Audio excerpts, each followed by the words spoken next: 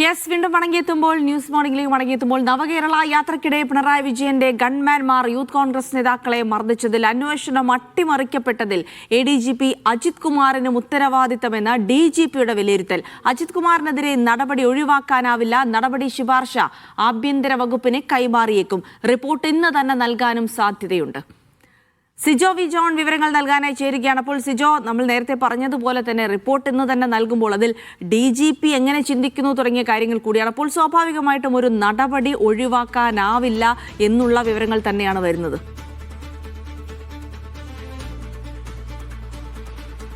തീർച്ചയായും അജിത് കുമാറിനെ സംബന്ധിച്ചിടത്തോളം കൂടുതൽ കുരുക്കുമുറുകയാണ്.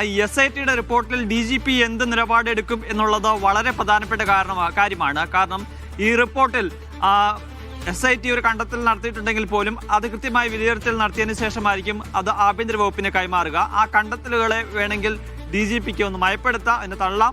പക്ഷേ റിപ്പോർട്ട് പൂർണ്ണമായും തള്ളുക എന്നുള്ളതല്ല, ഇതിൽ കൂടുതൽ അന്വേഷണം വേണം എന്നുള്ള നിലപാടൊക്കെ സ്വീകരിക്കാം. പക്ഷേ അത് അങ്ങനെയല്ല. അജിത് കുമാറിനും ഈ കേസ് അട്ടിമറിച്ചതിൽ ഉത്തരവാദിത്തമുണ്ട് എന്നുള്ള വിലയിരുത്തലാണ് ഇപ്പോൾ DGP എടുത്തിരിക്കുന്നത്. കാരണം ADGPയുടെ ഓഫീസിലെ 2 ജീവനക്കാർ ഈ അന്വേഷണ ഉദ്യോഗസ്ഥരെ ആലപ്പുഴയിൽ നിന്ന് തിരുവനന്തപുരത്തേക്ക് വിളിച്ചു വരുത്തിയിട്ടുണ്ട്.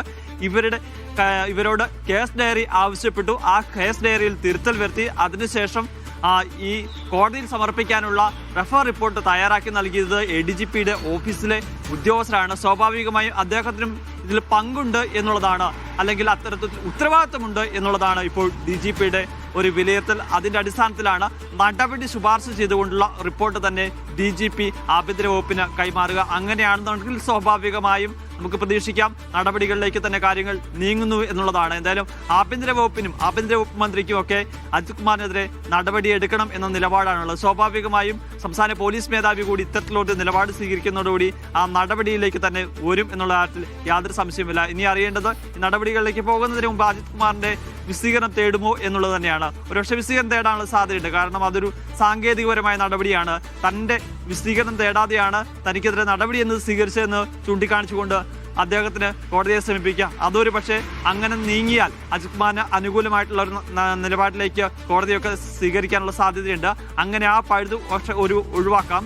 ഒരുപക്ഷെ DGPക്ക് വേണമെങ്കിൽ ഇക്കാര്യത്തിൽ ഒരു വിശദീകരണം തേടാം. അതല്ല എന്നുണ്ടെങ്കിൽ ആഭ്യന്തര വകുപ്പിനും ഇക്കാര്യത്തിൽ വിശദീകരണം തേടാം. എന്തായാലും ആ ഒരു വിശദീകരണം കേട്ടതിന് ശേഷമായിരിക്കും എന്തായാലും നടപടികളിലേക്ക് പോവുക. എന്തായാലും ഇപ്പോൾ പുറത്തു വരുന്ന വിവരങ്ങൾ അജിത് കുമാറിനെ സംബന്ധിച്ചിടത്തോളം ഒട്ടും ആശ്വാസകരമല്ല. വലിയ തിരിച്ചടിയാണ് അജിത് കുമാറിനെ സംബന്ധിച്ച് ഉണ്ടാകാൻ പോകുന്ന കാര്യത്തിൽ യാതൊരു സംശയവുമില്ല.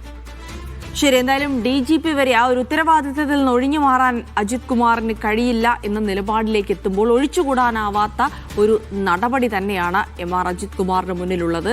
അത് എത്രത്തോളം കടുത്ത നടപടിയായിരിക്കും തുടങ്ങിയ കാര്യങ്ങൾ, ആഭ്യന്തര വകുപ്പ് എപ്പോൾ നടപടിയെടുക്കും തുടങ്ങിയ കാര്യങ്ങളൊക്കെയാണ് ഇനി പ്രസക്തമാകുന്നത്. സിജോ വി ജോണാണ് വിവരങ്ങൾ നൽകിയത്.